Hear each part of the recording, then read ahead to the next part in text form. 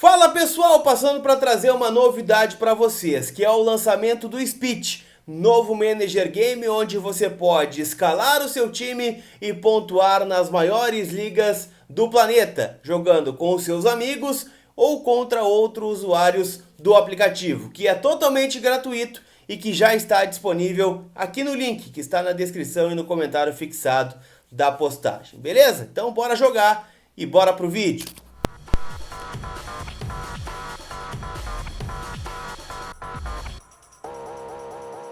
Vamos falar do Internacional então, gente. Afinal, o Colorado segue a sua preparação para encarar o Atlético Goianiense, jogo na segunda-feira, no estádio Beira-Rio pelo Campeonato Brasileiro. O Inter, o último jogo da rodada. Enquanto isso, verá os rivais, jogarem durante o fim de semana. O Inter, que é 11º colocado no Campeonato Brasileiro, focou suas atenções na Copa Sul-Americana, conseguiu 2 vitórias nos últimos 2 jogos contra a equipe do Independiente Medellín e também do 9 de outubro, acabou tropeçando muitas vezes aí no Campeonato Brasileiro. São 4 empates em sequência, o Inter tenta quebrar essa série, e claro, transformar isso em mais um jogo de invencibilidade.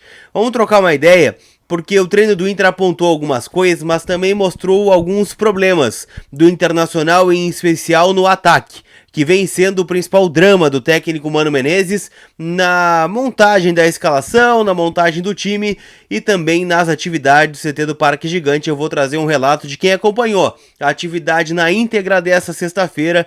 Lembrando, o Inter treina neste sábado, ainda no CT Parque Gigante, mas a maior parte do tempo com portões fechados, e deve ter um treino novamente fechado no domingo, na véspera do jogo contra o Atlético de Goiás. Vamos começar falando, gente, sobre o treino então do CT do Parque Gigante. Afinal, ele apontou algumas coisas importantes. Alguns times foram separados, Foram 3 times. O de colete amarelo tinha Daniel, Matheus Dias, Mercado, João Pedro e Moisés, Gabriel, Bruno Gomes, Tyson, Pedro Henrique e Gustavo Maia, e na frente Wesley Moraes. O que chama atenção é que desse time, a maioria, todos não tem a menor possibilidade de começar contra o Atlético Goianiense, exceto o Daniel, O Daniel vai jogar como titular e estava sendo testado, pelo time reserva ou time titular. O Tyson tem uma pequena possibilidade de começar o jogo na vaga do David, mas o Tyson não está 100%. Ainda há relatos de que ele tem dores na coxa, que ele tem ainda trabalhado, fazendo tratamento fisioterápico, trabalhando em 2 turnos para fazer um reforço muscular para que não estoure o músculo. Então, a tendência é que ele comece no banco. Ele já jogou mais do que deveria contra o 9 de outubro. Ele está vindo de uma parada longa de 3 semanas e por isso vai demandar ainda algum ritmo de jogo, algum ritmo também de treino, e por isso ele deve começar a partida como reserva. Até porque o Alan Patrick, diferente do jogo contra os equatorianos, tem condições de jogar. Então deve iniciar aí no time titular. O time de colete branco tinha Kehler, Bustos, Vitão, Paulo Vitor como zagueiro, Itaú Lara, Rodrigo Dourado, Lisiero e Edenilson, Estevão, Caio Vidal e o David. E fechando, teve um time sem colete, que tinha Daniel, Heitor, Bruno Mendes, Kaique Rocha e René, Johnny, Lucas Ramos e Depena, Alan Patrick, Wanderson e Matheus Cadorini. Eu vou colocar algumas imagens para que a gente possa trocar uma ideia sobre o que aconteceu no CT do Parque Gigante. O treino do Internacional, como eu disse, foi separado em 3 equipes. Um trabalho coletivo, em campo praticamente completo. O Inter reformou recentemente o gramado do CT Parque Gigante para que pudesse ter um maior espaço aí de aproveitamento do CT. O treino teve uma movimentação focando muito no trabalho de ataque, na construção ofensiva, e deu para ver, especialmente no time sem colete, uma construção ofensiva um pouco melhor.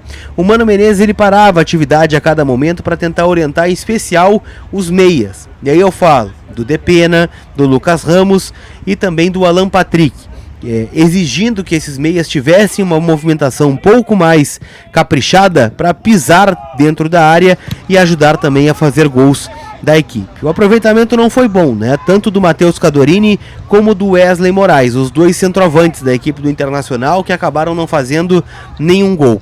O David, que tem sido escalado, participou bastante fazendo pivôs. A cena que preocupou foi o Johnny, numa dividida com Wesley Moraes, acabou deixando o gramado um pouquinho mais cedo, né? Até gerou uma certa comoção por conta da reação de alguns atletas colocando a mão na cabeça, mas a princípio nada de mais grave com o volante. Trazendo então o provável time do Inter para encarar o Atlético de Goiás segunda-feira, tem Daniel Bustos.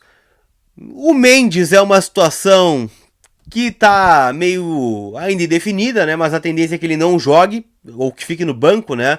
Porque o mercado já tá fora por conta do terceiro cartão amarelo, e o Inter não pode gastar os jogos do Bruno Mendes, porque ele pode jogar apenas 6, já tem 4, e o Inter entende que é o momento de dar uma segurada no Campeonato Brasileiro.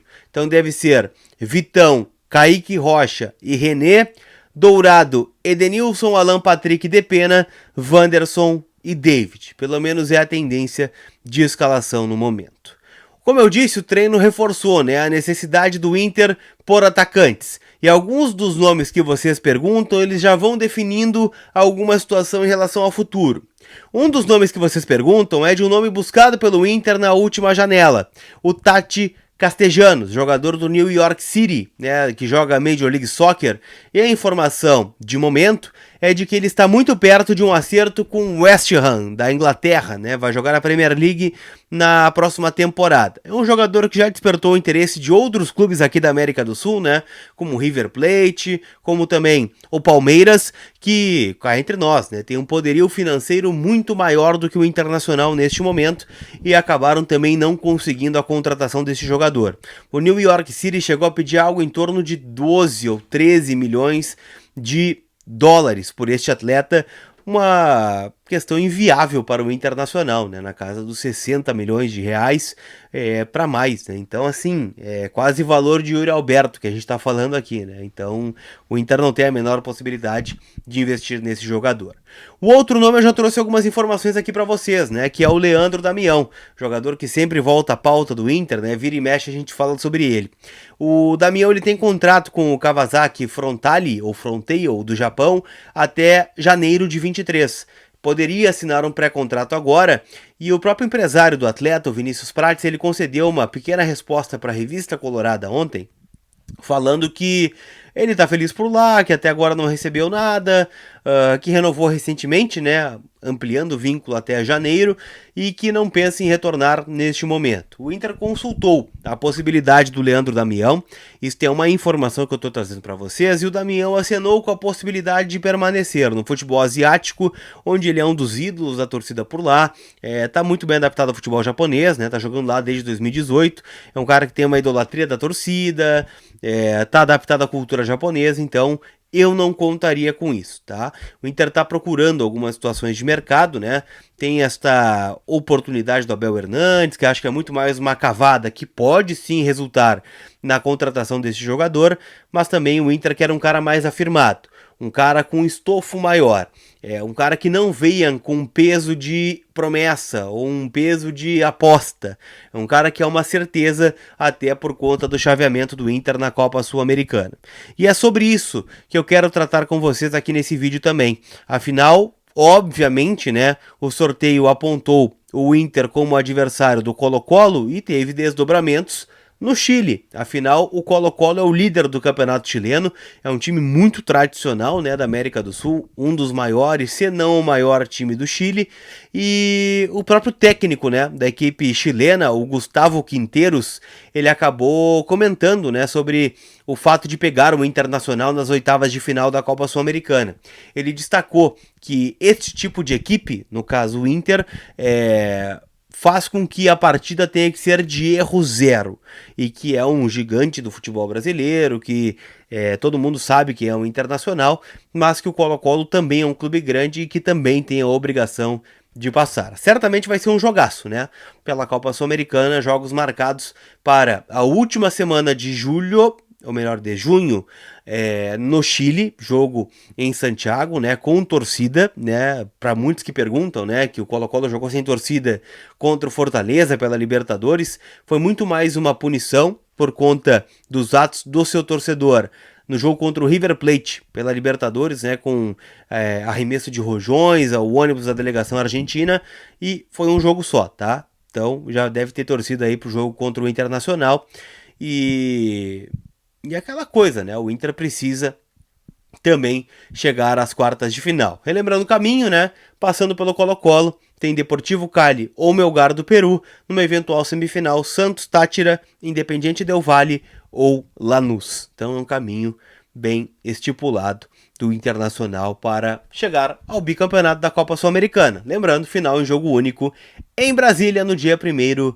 de outubro. Será que o Inter chega lá? Qual centroavante você queria ver com a camiseta do Inter? Deixa aqui nos comentários. Não esqueça de deixar o like no vídeo e de te inscrever no canal. Aquele abraço, gente. Tamo junto.